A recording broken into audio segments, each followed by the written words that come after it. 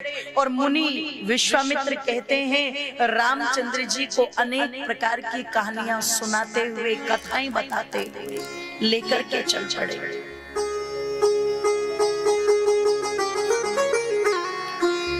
कहते हैं माताओं नाना प्रकार की कथाएं सुनाते हुए, ऋषियों की कथाएं, भगवान शिव की कथाएं सुनाते हुए एक भयंकर वन में प्रवेश किया,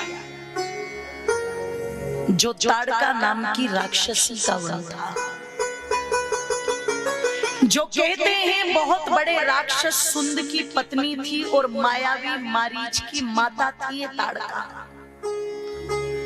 बड़ा विशालकाय शरीर और बड़ी भीभत्स, और सबसे बड़ी बात तो ये थी इतनी क्रूर थी कि इसने मलद और करुष जैसे देश भी उजाड़ दिए थे।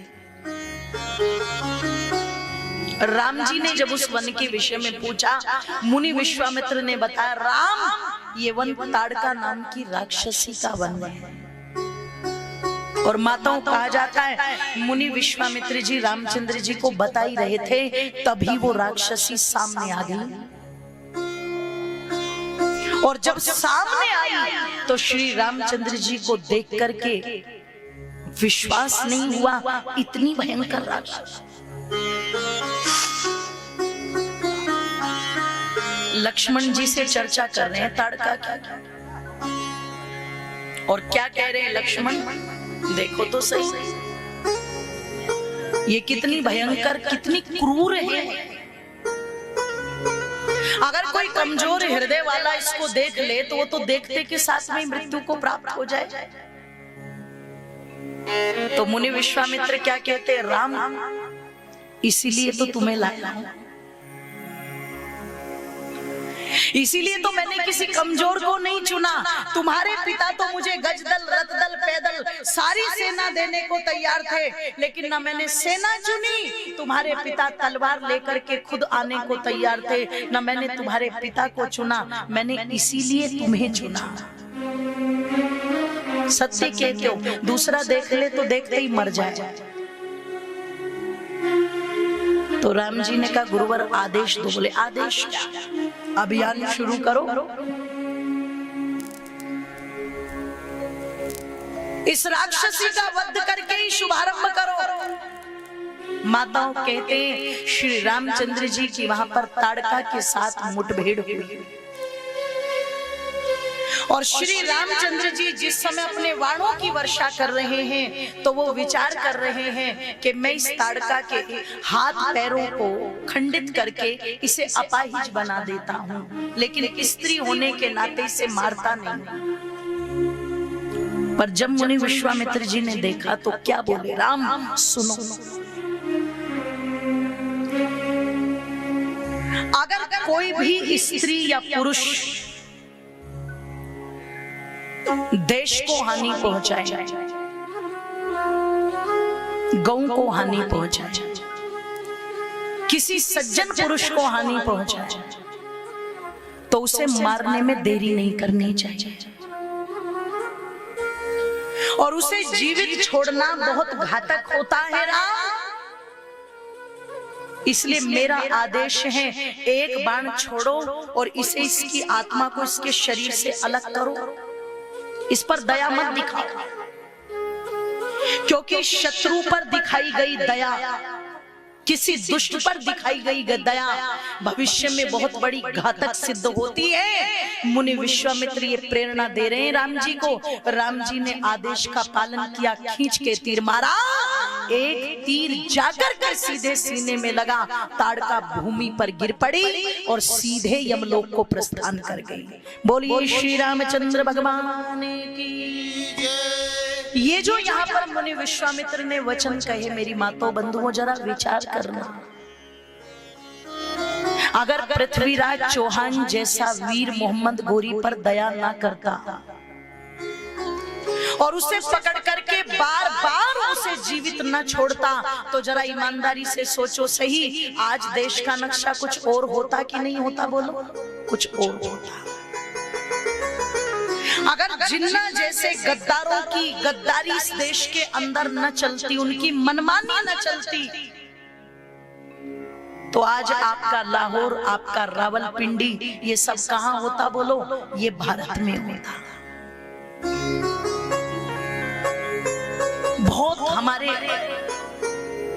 महापुरुषों ने बल दिखलाया, गौरव दिखलाया, लेकिन अंत में उन आताताइयों को जीवित छोड़ करके भी इस देश को हानि पहुंचाई। इस बात में भी कोई दो राय नहीं है।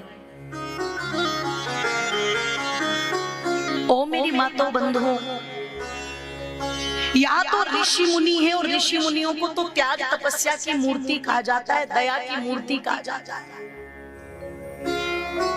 एक जीव को देख करके भी जिनका हृदय पिघल जाता है, वो कह रहे हैं कि राक्षसी को मार दो। इसका मतलब दुष्ट को मारना, तुरंत मारना ही धर्म है। ध्यान रखिएगा, अगर उसे जीवित छोड़ दिया तो वो और भी खतरनाक हो जाता है।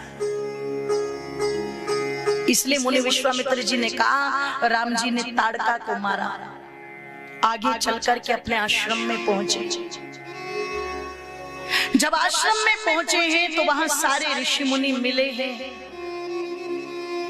और कहा जाता है माताओं, समस्त ऋषि मुनि श्री राम जी को और लक्ष्मण जी को देख करके बड़े प्रसन्न हुए।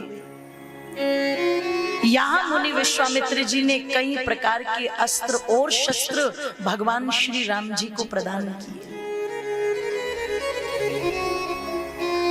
और प्रदान करके कहा, राम अब मैं तो मौन होकर के अपने अनुष्ठान में बैठूंगा, तुम देखो तुम इस यज्ञ की रक्षा के लिए क्या करोगे। तो श्री रामचंद्र जी कहते हैं, मुनिवर आपको चिंता करने की कोई आवश्यकता नहीं है। यहाँ तक हमें लाने का जो दायित्व था, जो कर्तव्य था, वो आपका था, पर अब जो दायित्व का पालन करना है वो हमें करना है। इसलिए आप निश्चित होकर के क्या करो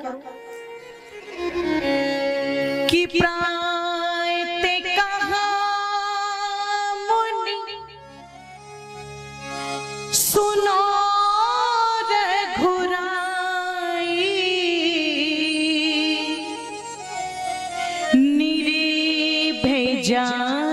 पे कर हो तुम्हें जाई कि हो में करला गई मुनिहारी आप रहे मख की रखवारी, हो में करला गई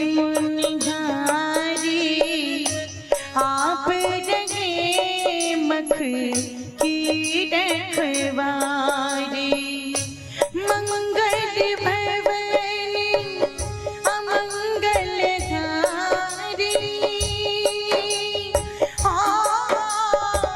द्रवा को सुदर्शनते अजर बिघारी, राम बोलो राम, बोलो राम, बोलो राम राम, राम बोलो राम, बोलो राम, बोलो राम, ओ बोलो राम, बोलो राम, ओ बोलो राम, बोलो राम।